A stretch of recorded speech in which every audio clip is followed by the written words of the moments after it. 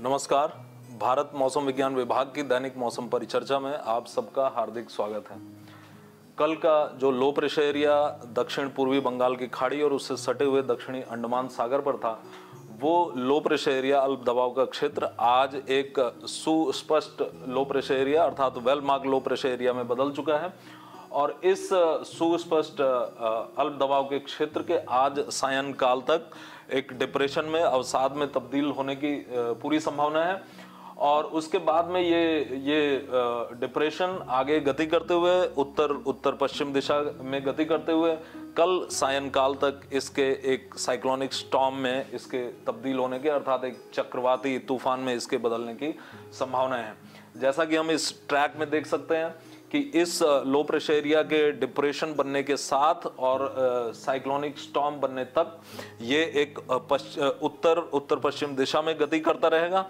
और उसके पश्चात 11 मई से फिर इसके वहां से इसके अपने ट्रैक को बदलने की संभावना है और वहां से ये पुनः उत्तर पूर्व दिशा में गति करना प्रारंभ करते हुए बांग्लादेश म्यांमार तट की तरफ बढ़ जाएगा अर्थात इसके भारतीय तट की तरफ आने की कोई संभावना नहीं है। इसके प्रभाव में अगले 3 दिनों तक भारी से अति भारी वर्षा अंडमान और निकोबार द्वीप समूह पर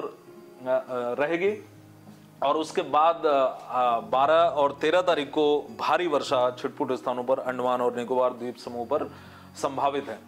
अब यदि हम मछुआरों के लिए वार्निंग, शिपिंग एक्टिविटी के लिए वार्निंग की अगर बात करें तो हम यहाँ पर देख सकते हैं कि इस समय जो 50 से 60 किलोमीटर प्रति घंटे से लेकर के गस्टिंग टू 70 किलोमीटर प्रति घंटे तक की हवाएं इस समय दक्षिण पूर्वी बंगाल की खाड़ी पर देखी जा रही हैं और उसके साथ सटा हुआ जो दक्षिणी अंडमान सागर, पूर्व मध्य बंगाल की खाड़ी, पश्चिम मध्य बंगाल की खाड़ी और दक्षिण पश्चिम बंगाल की खाड़ी है, वहां पर 40 से 45 किलोमीटर प्रति घंटे से लेकर 60 किलोमीटर प्रति घंटे तक की हवाएं देखी जा रही हैं। और फिर यदि हम कल की बात करें तो इन हवाओं में जैसे जैसे सिस्टम इंटेंसिफाई होगा और अधिक घनीभूत होगा उसके साथ साथ इसके हवाओं में और अधिक वृद्धि होगी और हम पाएंगे कि 80 से 90 किलोमीटर प्रति घंटे से लेके गस्टिंग टू 100 किलोमीटर प्रति घंटे तक की हवाएं दक्षिण पूर्व बंगाल की खाड़ी के उत्तर पश्चिमी हिस्से में पाई जाएगी और उससे साथ सटे हुए जो क्षेत्र है वहां पर जो हवाएं होंगी वो वहां से जो सटे हुए क्षेत्रों पर जो हवाएं होंगी वो 70 से 80 किलोमीटर प्रति घंटे, उसके बाद 60 से 70 और फिर 50 से 60 किलोमीटर प्रति घंटे गस्टिंग टू 70 किलोमीटर प्रति घंटे तक की हवाएं देखी जाएंगी। 11 तारीख को इन हवाओं में और अधिक वृद्धि होते हुए हम पाएंगे कि 12 तारीख को जो हवाएं हैं वो अपने 130 किलोमीटर प्रति घंटे, 130 से 140 किलोमीटर प्रति घंटे और उसमें जो गस्ट होगा वो 150 किलोमीटर प्रति घंटे तक का हो जाएगा और ये हवाएं जो होंगी वो पूर्वी मध्य बंगाल की खाड़ी के उत्तरी हिस्से में पाई जाएंगी, जबकि उससे सटे हुए जो क्षेत्र होंगे वहां पर क्रमशः हवाओं की गति में इस दिए गए चित्र के रंगों के हिसाब से उसमें परिवर्तन दिखाई पड़ेगा। और इसी तरह की हवाएं 130 से 140 किलोमीटर प्रति घंटे से लेकर 150 किलोमीटर प्रति घंटे तक की हवाएं 13 तारीख को भी पूर्व मध्य बंगाल की खाड़ी पर देखने को मिलेगी, उसके उत्तर पूर्वी हिस्से पर और उसके साथ सटा हुआ जो हमारा उत्तरी अंडमान सागर और साथ ही जो है दक्षिण पूर्व बंगाल की खाड़ी है वहां पर हम पाएंगे कि हवाओं की जो गति है वो 60 से 70 किलोमीटर प्रति घंटे और गस्टिंग टू 80 किलोमीटर प्रति घंटे और उसके साथ ही साथ उत्तर पूर्व और उत्तर पश्चिम बंगाल की खाड़ी पर भी जो हवाएं होंगी वो हमारी 70 से 80 किलोमीटर प्रति घंटे से गस्टिंग टू 90 किलोमीटर प्रति घंटे तक की हवाएं होंगी। और इस सब के मद्देनजर जितनी भी पर्यटन की गतिविधियां हैं और जितनी ऑफशोर दूसरी गतिविधियां हैं, साथ ही साथ जो शिपिंग से जुड़ी हुई जो गतिविधियां उनको 12 तारीख तक अंडमान निकोबार आइलैंड के आसपास उनको रेगुलेट करने के लिए उनका विनियमितीकरण करने की सलाह दी जाती है और साथ ही साथ जो दक्षिण पूर्वी बंगाल की खाड़ी, मध्य बंगाल की खाड़ी और पूरे के पूरे अंडमान सागर पर जितनी भी शिपिंग एक्टिविटी है उसका पूरी तरह से रेगुलेशन करने की हिदायत दी जाती है। अब यदि हम सामान्य मौसम की तरफ अग्रसर हों तो हमने आज पिछले 24 घंटे में आज के 8:30 बजे भारतीय समय के अनुसार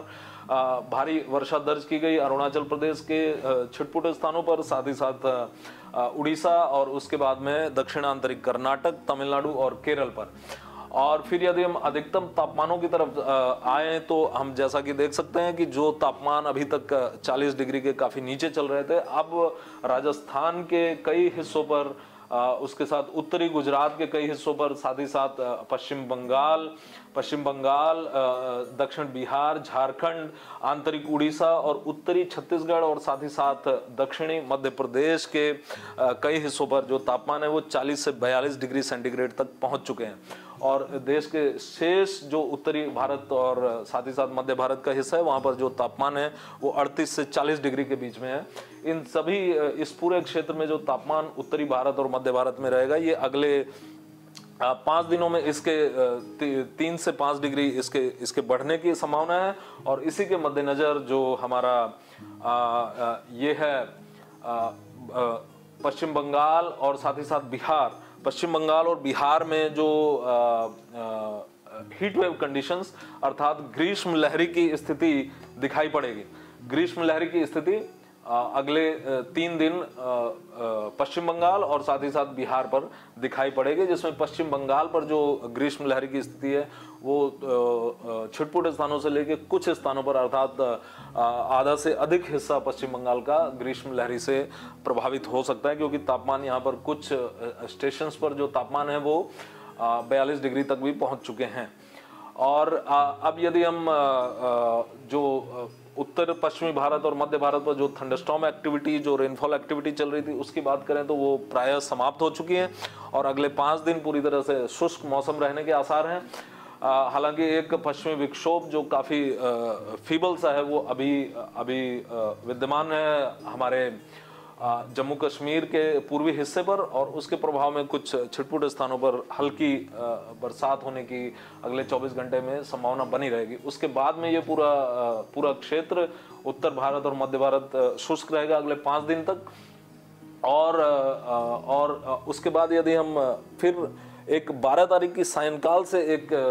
फीबल वेस्टर्न डिस्टर्बेंस आने की संभावना है, जो पश्चिमी हिमालयी क्षेत्र, जम्मू कश्मीर, लद्दाख, गिलगित बाल्टिस्तान, मुजफ्फराबाद और हिमाचल प्रदेश और उत्तराखंड को प्रभावित कर सकता है। लेकिन उसके प्रभाव में जो वर्षा होगी वो बहुत ही छिटपुट स्थानों से लेकर केवल कुछ स्थानों पर हल्की से मध्यम वर्षा हो सकती है। और इसके जो उत्तर पश्चिम भारत के जो मैदानी भाग है, पंजाब, हरियाणा,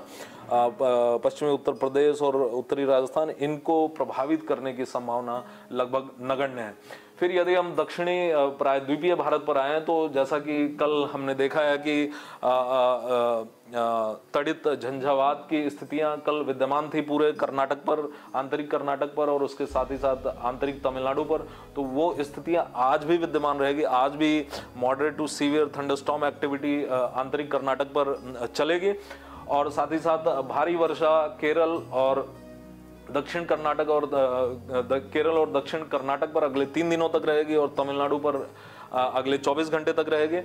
और कल से फिर इसकी जो थंडरस्टॉर्म एक्टिविटी और साथ ही साथ जो हैवी रेन की स्थिति, भारी वर्षा की स्थिति है, इसमें गुणात्मक सुधार देखा जाएगा। और फिर ये एक्टिविटी जैसे जैसे हमारा जो अभी well mark low pressure area वो जैसे जैसे इंटेंसिफाई होगा तो जितनी भी वेदर एक्टिविटी प्रायद्वीपीय भारत पर है वो क्रमशः कम होती जाएगी और फिर हम केवल आइसोलेटेड लाइट रेन की तरफ बढ़ेंगे। तो आज के लिए बस इतना ही। कल हम फिर मिलेंगे अगले 5 दिनों की मौसम परिचर्चा के साथ। तब तक के लिए धन्यवाद।